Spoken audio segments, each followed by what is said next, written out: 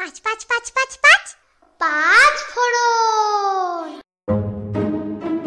কেমন আছো বন্ধুরা? পাঁচ ফোড়ন বাংলা অডিও স্টোরি চ্যানেলে তোমাদের সবাইকে স্বাগতম।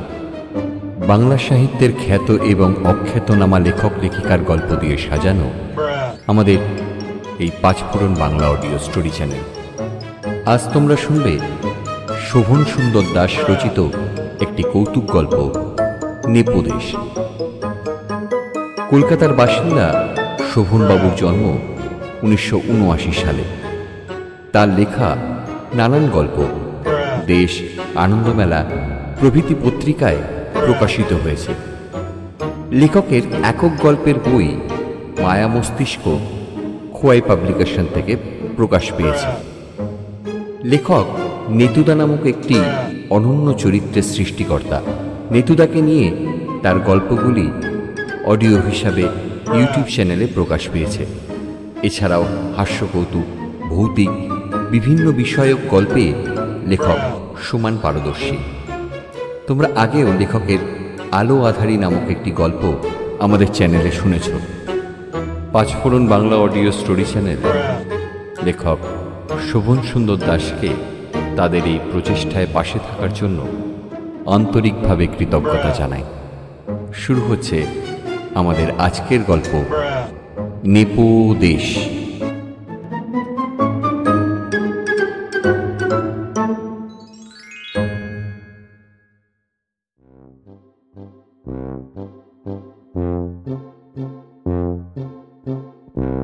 পৃথিবীতে কিছু লোক আছে যারা উপদেশ দিতে ভালোবাসে। বীরেনবাবু মানে বীরেন্দ্রনাথ গোস্বামী এই গোত্রে পড়েন। পেশায় স্কুল শিক্ষক ছিলেন। প্রায় 30 বছর কৃতিত্বের সঙ্গে শিক্ষকতা করে এই 2 বছর হল রিটায়ার করেছেন। ইতিহাস পড়াতেন।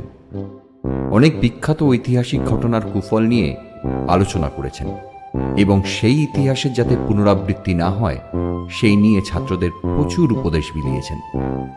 জীবনে তিনি কখনো কোনো নীতিবিরুদ্ধ কাজ করেননি। সৎ ও সাধারণভাবে জীবনের বেশিরভাগ সময়টা কাটিয়ে দিয়েছেন। তবে ছাত্রদের উপদেশ বিতরণ করতে করতে কখন যে উপদেশ দেওয়াটা তার স্বভাবে পরিণত হয়েছে তা বুঝতে পারেননি। ফলে সেটি এখন তার একটা নেশা হয়ে দাঁড়িয়েছে বলা যায়। উপদেশ দেওয়ার সুযোগ পেলে তিনি স্থান, কাল, পাত্র বিচার না করে সুযোগের সদ্ব্যবহার করেন। বিষয় সেক্ষেত্রে গৌণ হয়ে যায়। তার এই নেশাটি প্রাচীনকালে হয়তো সদ্গুণ হিসাবে দেখা হতো, কিন্তু আজকালকার দিনে বদগুণ বলে ধরা হয়। অবশ্য বীরেনবাবু এটা বুঝতে চান না। নিজের ছোটবেলায় তিনি দেখেছেন যে পাড়াতুতো কাকা জ্যাঠারা ছোটদের শাসন করতেন, উপদেশ দিতেন, তাতে কেউ কিছু মনে করত না। তার আজও খুব মনে আছে, কলেজে ঢুকে প্রথম সিগারেট খেতে শেখার পর পাড়ার নগেন কাকার সামনে পড়ে গেছিলেন। নগেন কাকা তাকে দেখে সিগারেটের অপকারিতা নিয়ে উপদেশ দিয়ে বন্ধুদের সামনেই তার কান মুলে দিয়েছিলেন। এরপর নগেন কাকা বেঁচে থাকা অবস্থায় তিনি আর সিগারেট নিয়ে পাড়ামুখ হননি। সে ঘটনায় তিনি কিছু মনে করেননি বা তার বাড়ির লোকও নগেন কাকার সঙ্গে ঝগড়া করতে যায়নি। তখনকার দিনে এই শাসনটা সবাই মেনেই নিত, কিন্তু এখন আর সে যুগ নেই। এই তো সেদিন পাড়ার যতীন বাড়ুজ্যের নাতিকে সিগারেট টানতে দেখে এগিয়ে গিয়ে বলেছিলেন, এই যে খোকা, শোনো, তোমার বয়স কত গো? হ্যাঁ, বলি এই বয়সেই সিগারেট ধরেছ? জানো না সিগারেট খেলে ক্যান্সার হতে পারে? তার ছোকরা সিগারেট তো ফেললই না, উল্টে তাকেই বলল, আপনি কে? আর আমি আমার পয়সায় সিগারেট খাচ্ছি, আপনার পয়সায় তো খাচ্ছি না। তাহলে আপনার বাবার কি? ধুর মশাই, যান তো। বলে মুখের উপর ধোয়া ছেড়ে চলে গেল। সদুপদেশ দিতে গিয়ে এইভাবে অপমানিত হতে হবে তা বীরেনবাবু ভাবতেও পারেননি। তিনি স্বভাবতই মুষড়ে পড়লেন। এই অভিজ্ঞতার পর থেকে কদিন তিনি আর চেঁচে কাউকে উপদেশ দিতে যাননি। তবে কথায় আছে না, স্বভাব যায় না মূলে।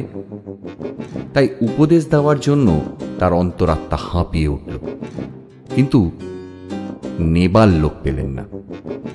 তার এই মনমরা ভাব আড্ডার সবার দৃষ্টি আকর্ষণ করল। হীরেন মল্লিক বললেন, তোমার কি হয়েছে বলো তো বীরেন? কদিন ধরেই দেখছি ঠিক করে কারোর সাথে কথা বলছো না। শরীর না মন, কোনটা খারাপ? বীরেনবাবু কিছুক্ষণ চুপ করে থাকার পর বললেন, ধুর, আর ভালো লাগে না ভায়া। এই জীবনে কারোর কোনো উপকার করে যেতে পারলাম না। ভালো কথা কারোর ভালোই লাগে না। দাঁড়িয়ে দাঁড়িয়ে কাউকে বিপথে যেতে দেখলেও কিচ্ছুটি বলার নেই, বললে উল্টে কথা শুনতে হয়। এই বলে তিনি সেদিনের ঘটনাটি বললেন। শুনে বসন্ত শর্মা একটু হেসে বললেন, তোমার যে কবে আক্কেল হবে বীরেন, যুগের সাথে পাল্টাও, বুঝলে? নিজেকে যুগের সাথে পাল্টাও। আজকালকার দিনে যাকে বলে পরের ছেলে পরমানন্দ, যত উচ্ছন্মে যায় ততই আনন্দ। গৌরাঙ্গধর প্রতিবাদ করে উঠলেন, এটা বাজে কথা। হাজার হোক, আমাদের তো সমাজের প্রতি একটা দায়িত্ব আছে, কর্তব্য আছে। এইভাবে চোখ বুজে বসে থাকলে সমাজ টিকবে? বসন্তবাবু খেঁকিয়ে উঠলেন, বললেন, তা তুমি কি করবে শুনি? আর তোমার কথা শুনবে বাকি?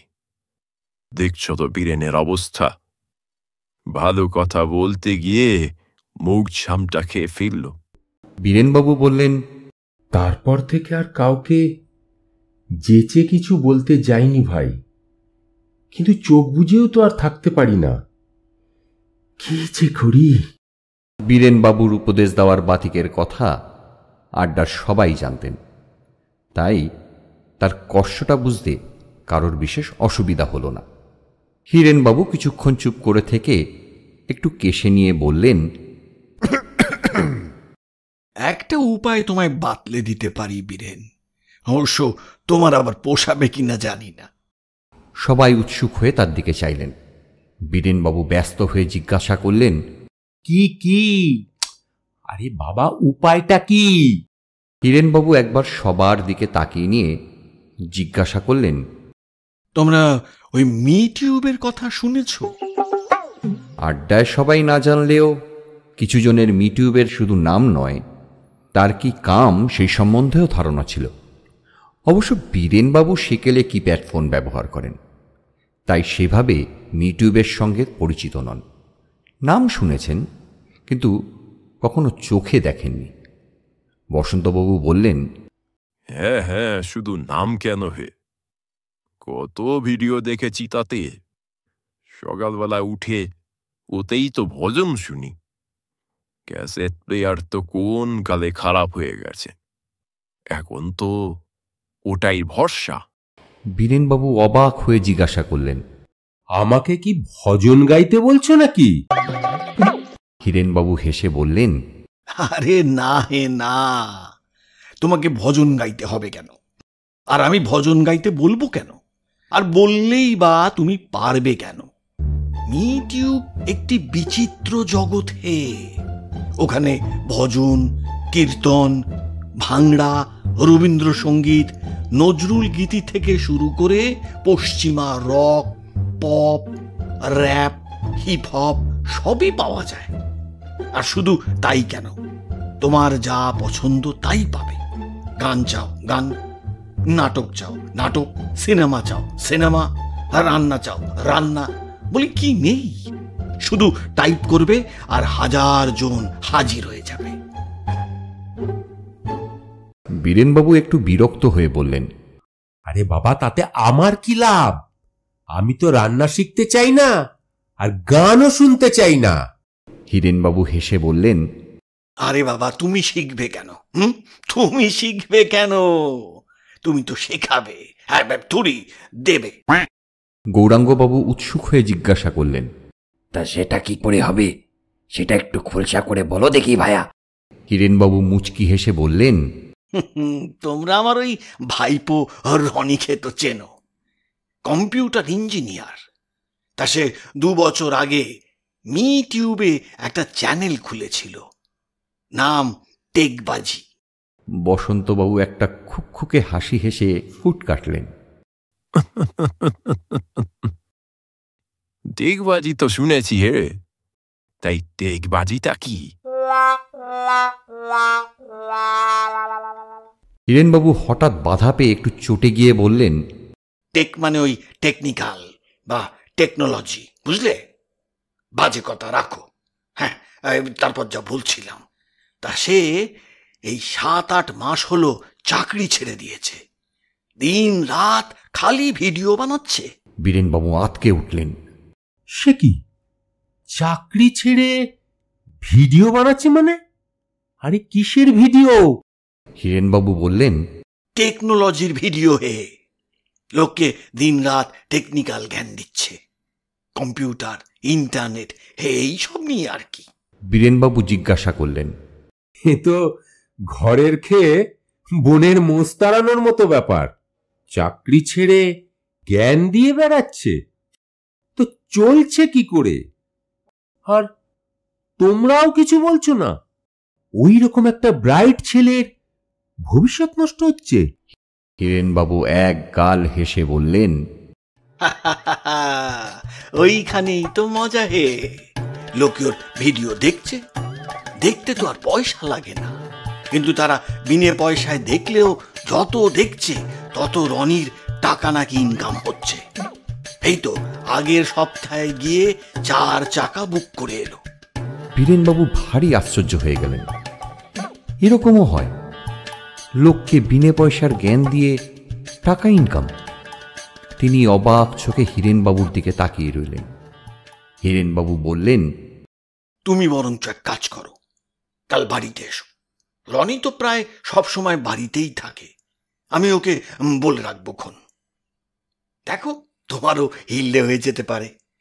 উপদেশকে উপদেশও দেবে, সঙ্গে ওই 2 পয়সা ইনকামও হয়ে যাবে। কি বলো? সেদিনের মতো আড্ডা শেষ হল। বীরেনবাবু রাত্রে ভালো করে ঘুমোতে পারলেন না। এরকম একটা আশ্চর্য উপায় যে হতে পারে তা তার ধারণাতেই ছিল না। সবাইকে উপদেশ দেবেন, সবার জন্য উপদেশ দেবেন। লোকে নিশ্চয়ই শুনবে, আর শুনবে নাই বা কেন? তিনি তো আর বাজে কথা বলবেন না, সবার যাতে উপকার হয় সেই কথাই বলবেন। তিনি সকাল হওয়ার জন্য মুখিয়ে রইলেন। Hey you all! What's up guys? You're watching my YouTube channel? Roni নিজের ঘরে বসে আজকে টেকবাজির ভিডিও রিহার্সাল দিচ্ছিল। সেই সময় দরজায় টোকা পড়ল। সে দরজা খুলে সামনে বীরেনবাবুকে দেখে হেসে বলল, আসুন কাকু আসুন, ভিতরে আসুন। মেচকা আমাকে বলেছে যে আপনি আসবেন, এখানে বসুন না। বীরেনবাবু ঘরে ঢুকে চেয়ারে বসলেন। তারপর অবাক হয়ে চারিদিকে দেখতে লাগলেন।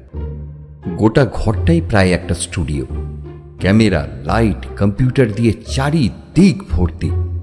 দেয়াল জুড়ে আবার সবুজ একটা পর্দা ঝুলছে। ক্যামেরার লাইটগুলো সেদিকেই তাক করা। রনি একটু মুচকি হেসে বলল, কি দেখছেন কাকু? এটাই আমার কাজের ঘর। তা মেচকা বলছিল আপনি নাকি নতুন ইউটিউব চ্যানেল খুলতে চান, কি সব উপদেশ দেওয়ার জন্য? বীরেনবাবু একটু কিন্তু কিন্তু করে বললেন, হ্যাঁ, মানে মানে হিরেন বলছিল যে এতে করে নাকি অনেক লোকের কাছে পৌঁছানো যায়। তাই ভাবলাম যে দেখি একবার। রনি বলল, খুব ভালো ভেবেছেন কাকা, এতে সত্যি আপনি অনেকের কাছে নিজের উপদেশ পৌঁছে দিতে পারবেন। তবে এই লাইনে সাকসেস পেতে গেলে কিছু বিষয় ফলো করতে হবে, যেমন ধরুন ওই চ্যানেলের নাম, অ্যাপিয়ারেন্স, কন্টেন্ট, ল্যাঙ্গুয়েজ, এইসব আর কি। বীরেনবাবু শুনে একটু দমে গেলেন। এ তো অনেক ঝামেলা। তারপর আবার ভাবলেন, লোককে সদুপদেশ দিতে গিয়ে যদি একটু ঝামেলা পোহাতে হয় তা হোক, তিনি পিছপা হবেন না। তিনি রনির দিকে তাকিয়ে ঘাড় নাড়লেন। রনি এবার তাকে প্রশ্ন করল, নাম ভেবেছেন কিছু? সত্যি কথা বলতে কি, বীরেনবাবু এত কিছু ভাবেনি, তাই তিনি ঘাড় নাড়তে নাড়তে বললেন, না না, মানে মানে সেইভাবে তো আর ওরকম নয়, ওই আর কি। রনি হেসে বলল, কোনো ব্যাপার নয়, নাম তো এই এখনই ভেবে নেওয়া যায়, তবে কি না নামটা মানানসই হতে হবে। বীরেনবাবু বললেন, মানে তা তো বটেই, তা তো বটেই। রনি জিজ্ঞাসা করল, তা আপনি তো উপদেশ দিতে চান, তার মানে যে নেবে সে উপদেশ নেবে, তাই তো? বীরেনবাবু ঘাড় নাড়লেন। রনি নিজের সকাল সকাল শেভ করা দাড়িবিহীন মসৃণ চোয়ালে হাত বুলোতে বুলোতে কিছুক্ষণ কি যেন চিন্তা করল। তারপর উজ্জ্বল দৃষ্টিতে বীরেনবাবুর দিকে তাকিয়ে বলল, ইউরেকা, পেয়ে গেছি কাকু, কাকু পেয়ে গেছি, নেপোদেশ। নেপোদেশ? বীরেনবাবুর কানে একটু খটকা লাগল। যদিও তিনি ইতিহাস পড়াতেন, তবু বাংলা ব্যাকরণ সম্বন্ধে তার ভালোই ধারণা ছিল। তিনি একটু ভ্রু কুঁচকে চিন্তা করলেন, এটা সন্ধির কোন সূত্রে পড়ছে, নাকি নিপাতনে সিদ্ধ? ব্যাকরণগতভাবে নামটা সঠিক কিনা সেটা সম্বন্ধে তার মনে একটু ধোঁয়াশা রইল। তারপর একটু কেশে বললেন, না মানে আমি বলছিলাম কি যে নামটা কি ঠিক ব্যাকরণ মেনেই হচ্ছে? রনি অবাক হয়ে বলল, নে প্লাস উপদেশ, দুইয়ে মিলে নেপোদেশ। ব্যাকরণে মিলবে না কেন? আর যদি নাও মেলে তাতে কিছু আসে যায় না, নামটা একটু ক্যাচি হতে হবে, বুঝলেন কাকা, যাতে লোকের মানে একেবারে গেঁথে যায়। বীরেনবাবু একটা দীর্ঘশ্বাস ফেলে বললেন, মনে মনে ভাবলেন, ছোকরার এই লাইনে জ্ঞান আছে, আর তিনি এ ব্যাপারে কিছুই জানেন না, তাই যা বলছে চুপচাপ শুনে যাওয়াই ভালো।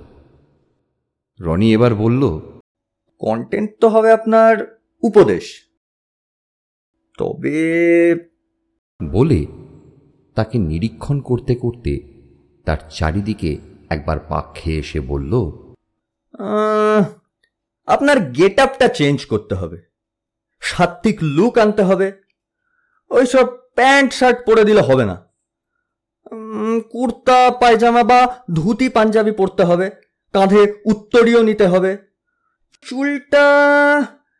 চুলটা আরো একটু বাড়াতে হবে, বুঝলেন, চোখে মুখে একটা সদা শান্ত ভাব আনতে হবে। মোট কথা একটু ঋষি টাইপ লুক হতে হবে, তাতে লোকে অ্যাট্রাক্ট হয় বেশি। আর কিছু মনে করবেন না কাকা, আপনার এই ঝাঁটা গোফ আর দাড়ি এসব চলবে না। বীরেনবাবু এবার সত্যি ফাঁপড়ে পড়লেন। এটা তার বড় সাধের গোঁফ, প্রায় 30 বছরের সঙ্গী, তার চরিত্রের একটা অঙ্গই বলা যায়। সেই গোঁফ কামিয়ে ফেলতে হবে শেষকালে। দাড়িটা কোনো ব্যাপার নয়, কিন্তু গোঁফ, হে ভগবান, লোককে সদুপদেশ বিলাতে গিয়ে কত আত্মত্যাগ যে করতে হবে কে জানে। তারপর হঠাৎ তার বিবেকানন্দের সেই বিখ্যাত বাণী মনে পড়ল, জীবে দয়া করে যেই জন, সেই জন সেবিছে ঈশ্বর। লোককে সঠিক পথ দেখানো তো এক প্রকার দয়া করাই, তাকে উদ্ধার করা, তা সেটা তো একরকম সেবাই হলো। তার জন্য যদি গোফের বলি দিতে হয় তা তিনি দেবেন। তিনি শান্ত স্বরে বললেন, ঠিক আছে, এই গোপদারি না হয় আমি কামিয়েই ফেলবো। রনি উৎসাহিত হয়ে বলল, পারফেক্ট। এবার হচ্ছে ল্যাঙ্গুয়েজ। তা কোন ভাষাতে উপদেশ দেবেন? যদি বাংলায় দেন তো শুধু বাঙালিদের মধ্যেই প্রচার পাবেন, হিন্দিতে দিলে প্রায় গোটা ভারতেই প্রচার পাওয়ার সম্ভাবনা, আর যদি ইংলিশে দিতে চান তো এক্সপোজার অনেক অনেক বেশি, বলতে গেলে গোটা দুনিয়াতেই প্রচার পেতে পারেন। বীরেনবাবু আবারও চিন্তায় পড়লেন। বাংলায় দিলেই তার সবচেয়ে বেশি সুবিধা হতো, কিন্তু তাতে আর কজনের কাছেই বা তার উপদেশ পৌঁছাবে। হিন্দিটা তার ভালো আসে না, ভাঙাচোরা যা বলেন তাতে বিস্তর বাঙালি টান থাকে। ইংরেজিটা তবু টেনে টুনে চালিয়ে দিতে পারবেন, তিনি ঠিক স্থির করতে পারলেন না কিসে জ্ঞান দেবেন। এই সময় রনি ত্রাতার ভূমিকা নিল। সে বলল, ঠিক করতে পারছেন না বুঝি? কোনো ব্যাপার নয়, আপনার চ্যানেল মাল্টিলিঙ্গুয়াল হবে। মানে বাংলায় শুরু করে হিন্দির হাত ধরে ইংলিশে গিয়ে শেষ করবেন। একই কথা 3 ভাষায় ডেসক্রাইব করবেন, তাতে সব ভাষার লোকই আপনার ভক্ত হয়ে যাবে। বীরেনবাবু ভেবে দেখলেন কথাটা মন্দ নয়। বাংলা তো ওনার মাতৃভাষা, হিন্দি আর ইংলিশটা না হয় চেষ্টা করে চালিয়ে দেবেন। তিনি বললেন, ঠিক আছে, তাহলে কখন শুরু করব? তুমি আমাকে সাহায্য করবে তো বাবা?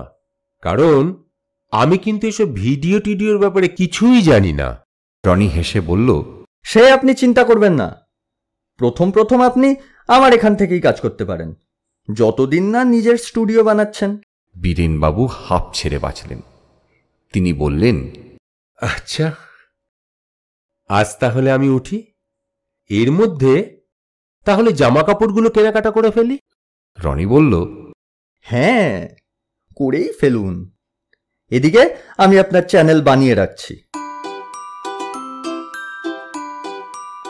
সেদিন বিকেলেই পাঞ্জাবি সদনে গিয়ে ভালো দেখে 4টে পাঞ্জাবি, ধুতি আর উত্তরীয় কিনলেন বীরেনবাবু। সেলুনে গিয়ে দাড়ি গোফও কামিয়ে ফেললেন। সব সেরে যখন আড্ডায় ঢুকলেন তো সবার চোখ ছানা বড়া হয়ে গেল। গৌরাঙ্গবাবু আঁতকে উঠে বললেন, এ কি করেছ বীরেন? তোমাকে তো চিনতেই পারছি না, হঠাৎ গোপ নামালে কেন? বসন্তবাবু রসিকতা করে বললেন, তা সে জঙ্গল সাফ করে ফেলেছ, ভালোই করেছ। ওসব আর আজকালকার দিনে চলে না। তা কি জন্য করলে? তোমার ওই নতুন চ্যানেল নাকি, সেই জন্য? বীরেনবাবু একটা দীর্ঘশ্বাস ফেলে ঘাড় নাড়লেন, মুখে কিছু বললেন না। কিরণবাবু হেসে বললেন, আরে আরে ওই রনি তো বলছিল যে এমন ভিডিও বানাবো যে বীরেন কাকা আর গোটা দুনিয়ায় ভক্তের লাইন লাগিয়ে দেব। বসন্তবাবু আবার রসিকতা করে জিজ্ঞাসা করলেন, তা বলি, নিজের নামটাও নামিয়ে ফেলেছ নাকি? নাকি এখনো বীরেনই আছো?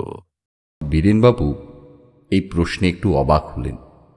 তিনি জিজ্ঞাসা করলেন, নাম নামিয়ে ফেলবো মানে? বসন্তবাবু বললেন, না মানে বীরেনানন্দ স্বামী বা বীরেনানন্দ মহারাজ টাজ করেছ কিনা সেটাই জিজ্ঞাসা করছি। মানে গুরু গোছের নাম না হলে তো লোকে আর উপদেশ মানতে চায় না। বীরেনবাবুর ভেতরে ভেতরে রাগ হলেও হজম করে নিয়ে শান্ত স্বরেই বললেন, না, পাল্টাইনি। যা ছিল তাই আছে, আর সেটাই থাকবে। হিরেনবাবু বললেন, তা রনি ওই নামের ব্যাপারে কিছু বলেছে নাকি? বীরেনবাবু বললেন, না, নামের ব্যাপারে কোনো কথা হয়নি। গৌরাঙ্গবাবু বললেন, অবশ্য তোমার পদবি তো গোস্বামী। ও স্বামী আর গোস্বামীতে কি আর এমন তফাৎ? ও তাতেই চলে যাবে। সবাই ঘাড় নাড়তে নাড়তে বললেন, ঠিক ঠিক, হতেই হবে। সেই সপ্তাহতেই রবিবার সকাল সকাল বীরেনবাবু ধুতি পাঞ্জাবি পরে উত্তরীয় কাঁধে রনির স্টুডিওতে হাজির হলেন। একটা 10 মিনিটের বক্তৃতা তিনি মুখস্থ করে এসেছেন। অবশ্য তার 5 মিনিট বাংলায়, 2 মিনিট হিন্দিতে আর 3 মিনিট ইংলিশে। বিষয় গাছ কাটা অপরাধ ও গাছ লাগানোর উপকারিতা। রনি খসড়া পড়ে বলল, ভালোই লিখেছেন কাকু, কিন্তু এটা তো কমন। আপনাকে ইউনিক হতে হবে, এতে একটু স্পিরিচুয়ালিটি পাঞ্চ করে দিন। বীরেনবাবু বুঝতে পারলেন না যে এর মধ্যে আবার আধ্যাত্মিকতা কোথায় ঢোকাবেন। রনি তার অবাক ভাব দেখে হেসে বলল, বুঝলেন না? যেমন ধরুন, গাছ কাটলে যে আমাদের ক্ষতি সেটা সবাই জানে। গ্লোবাল ওয়ার্মিং এর নাম শোনেনি এমন লোক আজকালকার যুগে খুঁজে পাওয়া যাবে না। কিন্তু আপনাকে ওই অ্যাঙ্গেল নিলে হবে না। ও শুনে শুনে লোকের কান পচে গেছে। আপনাকে অন্য অ্যাঙ্গেল নিতে হবে। যেমন ধরুন, আমাদের যে নরকের বর্ণনা পাই মাইথোলজিতে, গাছ কাটলে পৃথিবীর অবস্থাও সেই নরকের মতো হবে, তফাৎ করা মুশকিল হয়ে যাবে। আপনাকে সেই অ্যাঙ্গেলটাই নিতে হবে। বীরেনবাবুর মাথায় এলো না তিনি কিভাবে সেটার সাথে এটাকে মেলাবেন। তিনি ফ্যাল করে তাকিয়ে রইলেন। তখন রনিই বলল, দেখুন কাকু, আমি আপনাকে স্টার্টিংটা লিখে দিচ্ছি।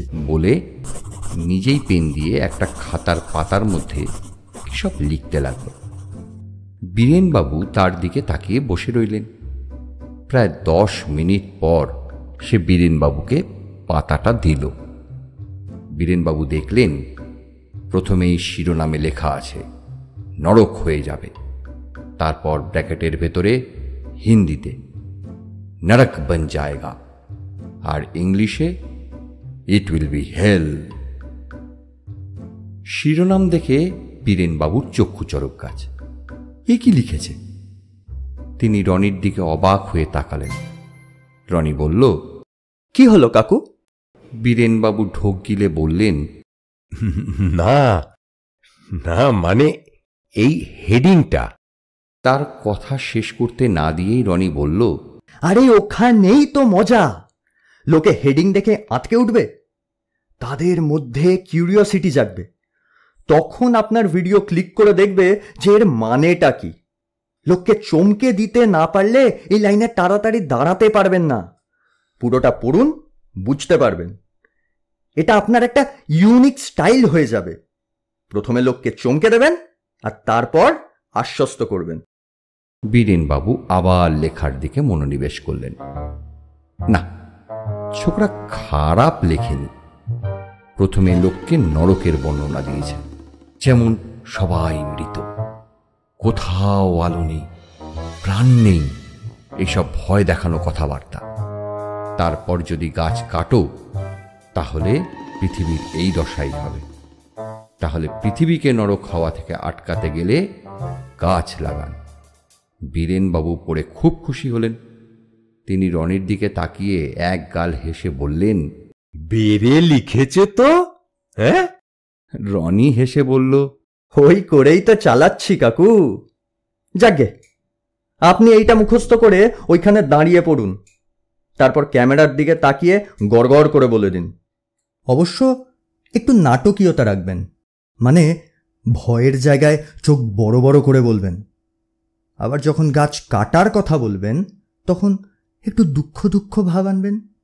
আর যখন গাছ লাগাতে বলবেন তখন মুখে হালকা হাসি নিয়ে ফার্ম ভয়েসে বলবেন, মানে যেন এই আপনি দৃঢ় সংকল্প করলেন। পারলে 2-1বার রিহার্সাল করে নিন। বীরেনবাবু তাই করলেন। সেই কোন কলেজ জীবনে নাটকের শখ ছিল। কলেজে অনেক নাটক করেছেন। সেই বিদ্যে এতদিন পর আবার কাজে এলো। 4বারের চেষ্টাতে উতরেও গেলেন। ভিডিও হয়ে যাওয়ার পর এডিটিংয়ের কাজ রনিই করে দিল। তার হাতের কাজ দেখে বীরেনবাবু একেবারে অভিভূত হয়ে গেলেন। সেই সবুজ পর্দা যেটার সামনে দাঁড়িয়ে তিনি বক্তৃতা দিলেন, সেটা আর ভিডিওতে সবুজ পর্দা নেই। সেখানে তার বক্তৃতার তালে তালে বিভিন্ন ছবি ফুটে উঠতে লাগল।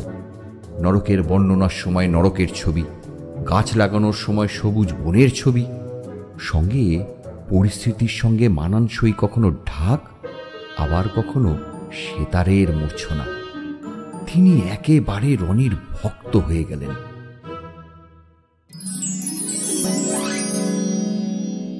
এরপর 3 বছর কেটে গেছে।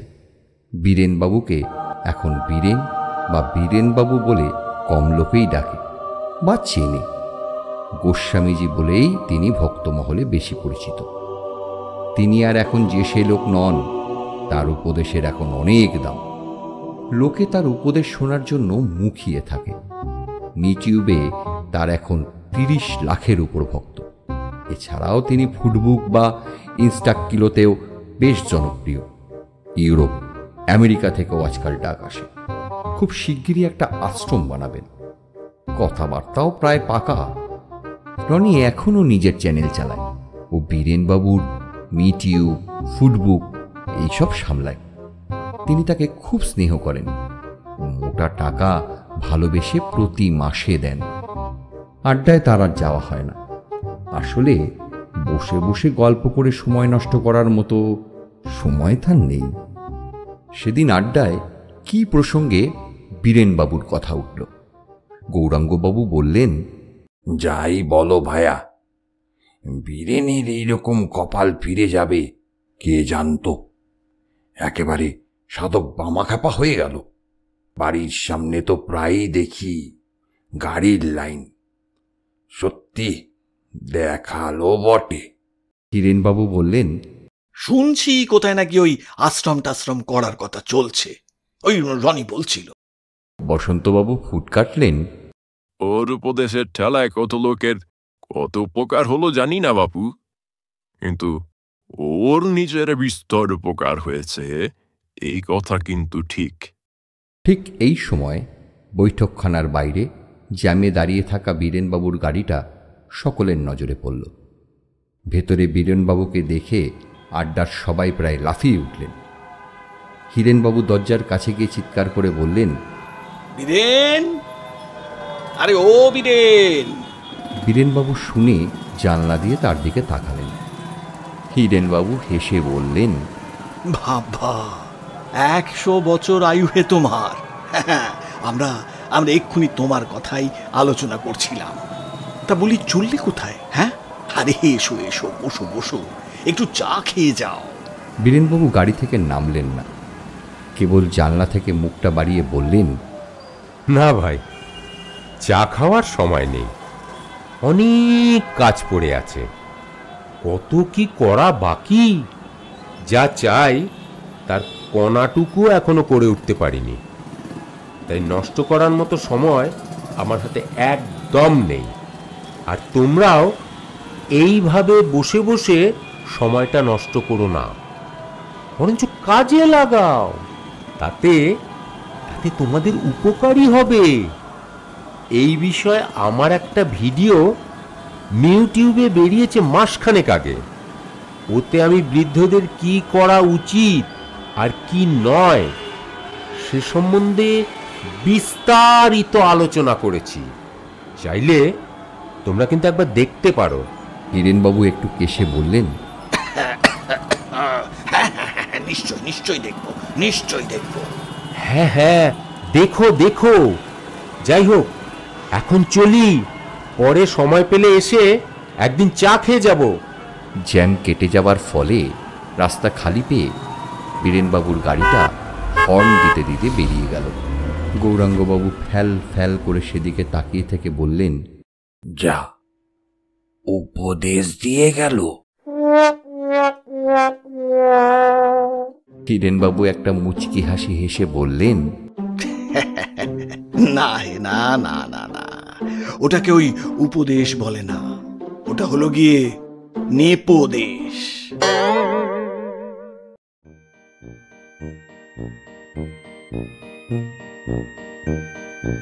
এতক্ষণ শুনছিলে শোভন সুন্দর দাস রচিত নেপোদেশ।